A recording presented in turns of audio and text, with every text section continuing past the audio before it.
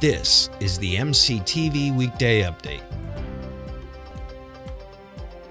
Welcome to today's edition of the MCTV Weekday Update. From the College of Media and Communication, I'm Catherine McBee. And I'm Cody Dietrich. We had some breaking news Thursday and Friday of last week. It isn't often that the wind gets so strong here that it causes real problems. That's exactly what happened at the Jones last week. We had gusts over 40 miles an hour at times, and folks near the south end of the Jones noticed one of the light panels was really moving. Tech police evacuated the area and closed the south end zone offices, football training facility, and the Marcia Sharp Athletic Training Center. Friday, this crane was rolled in and workers gingerly took down the lights. Here's what it looks like now.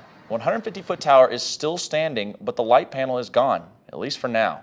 Employees who work in those offices nearby weren't allowed back until the light panel was down on Friday. Each year, the Burkhart Center here at Texas Tech hosts an Autism Walk to raise awareness and donations to help their work. This year's walk was on Sunday, April 28th, and reporter Carolyn Heck was there. The Burkhart Center for Autism Education and Research hosted its 9th annual Walk for Autism Awareness on Sunday. Over 3,000 people from Lubbock, New Mexico came out to show their support and walk the football field from 2 to 4 p.m. Many carried signs and wore t-shirts with messages of hope and love. Janice Magnus, the director of the Burkhart Center's Transition Academy, says the walk is to raise support and donations for awareness and research of what is one of the most quickly growing disabilities in the nation. 1 in 50 people born today will be diagnosed with autism. And so that certainly makes it the fastest growing developmental disability, certainly in the United States, if not in the world. Information booths were set up around the sidelines to help educate participants. There were also activities for the children, including a balloon animal station and 3 bounce houses. One participant, Robin Ackerman, a special education teacher in Shallowater, says she walks to show her love for her students. I'm actually a special education teacher, so I've been teaching for 25 years. So I've got a lot of kids that I'm looking for, a lot of families that I'm looking for. Businesses from Lubbock also took part in the walk. Samry Robinson, an employee at Best Buy, says she and her coworkers are walking to raise awareness.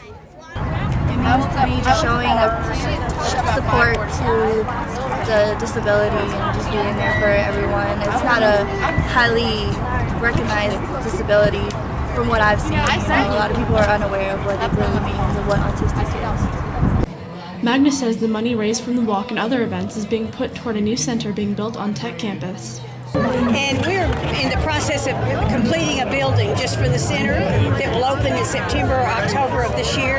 And so a lot of the money is going to programming to help start a preschool, to enlarge the Transition Academy, and to start a behavioral clinic.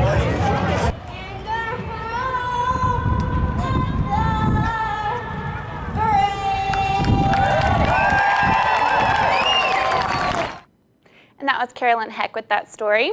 Hey, Cody, did you get out on Saturday at all? Managed to run a couple errands. Did you get any lemonade while you were out? It was the 7th annual Lemonade Day. Not this year, but definitely next year. Lemonade! Would y'all like some lemonade? It started in Houston in 2007 and is intended to teach kids how to be entrepreneurs. This is the 2nd year for Lemonade Day in Lubbock, and it wasn't hard to find stands near campus. Yeah, we caught up with this family at University in Glenna Goodacre late Saturday morning, and they were doing some good business. 3,500 kids signed up to participate in Lubbock this year, including this group of middle schoolers on 19th near Flint. The Lemonade Day organization says 150,000 kids in 36 cities in the U.S. and Canada signed up. Not bad for a little idea that started in Houston in 2007. Some Tech students also put on a show late last week. Students in Professor Kipra Hopper's photography class shared their work. The course is called Llano Estacado Photography of West Texas. About a dozen students displayed their work in the Media and Communication building Friday afternoon from 4 to 6.